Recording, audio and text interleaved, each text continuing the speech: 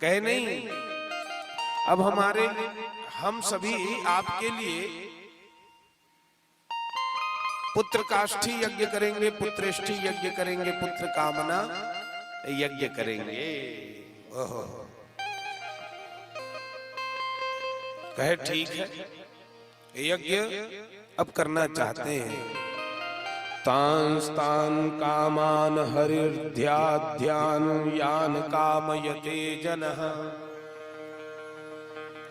आराधितो तथैवैष यथा पुंसां फलोदयः। जैसे जैसे कामना को लेकर के हम देवताओं की उपासना करते हैं, यज्ञ करते हैं, आराधना करते हैं, उन कामनाओं को देवता अवश्य पूरा करते हैं। तो हिरण्यमयेन पात्रेण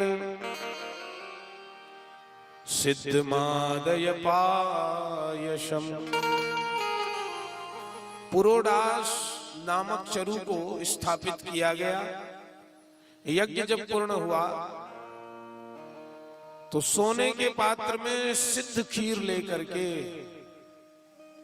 अग्नि देवता प्रकट हुए और अग्नि देवता ने वो पात्र को राजन को दे दिया। राजन वो पात्र पा करके बड़े प्रसन्न हो गए और सुगंध लिए। सुगंध से ही पता चल जाता है कि खीर कितना स्वादिष्ट है।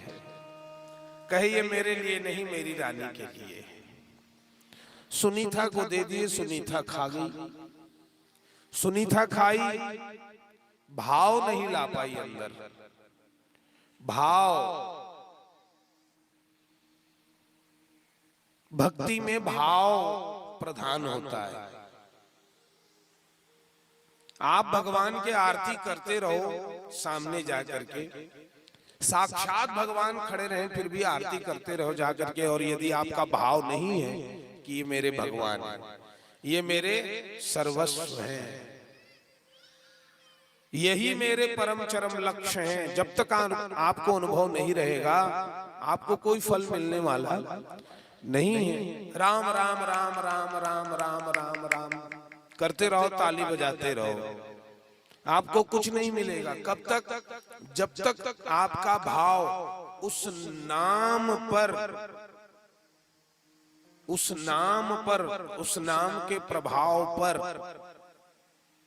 पूर्ण रूप से ना आ जाए, उस राम नाम की महिमा पर आपका भाव जब तक ना जम पाए तब तक आपको कुछ नहीं मिलेगा। नाम को आप भगवान से बड़ा मान करके जब जपेंगे पूरी निष्ठा के साथ, भाव पूर्वक, तभी वो नाम आपको फल देगा।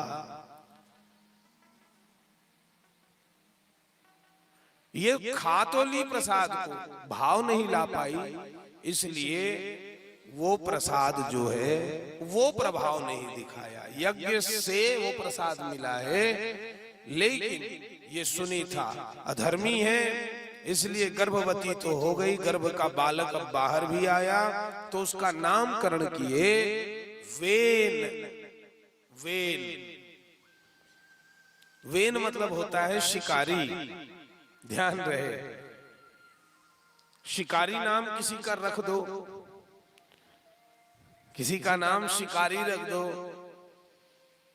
तो जैसे ही शिकारी कोई कहे तो बुद्धि में बात आ जाती है कि ये कैसा होगा।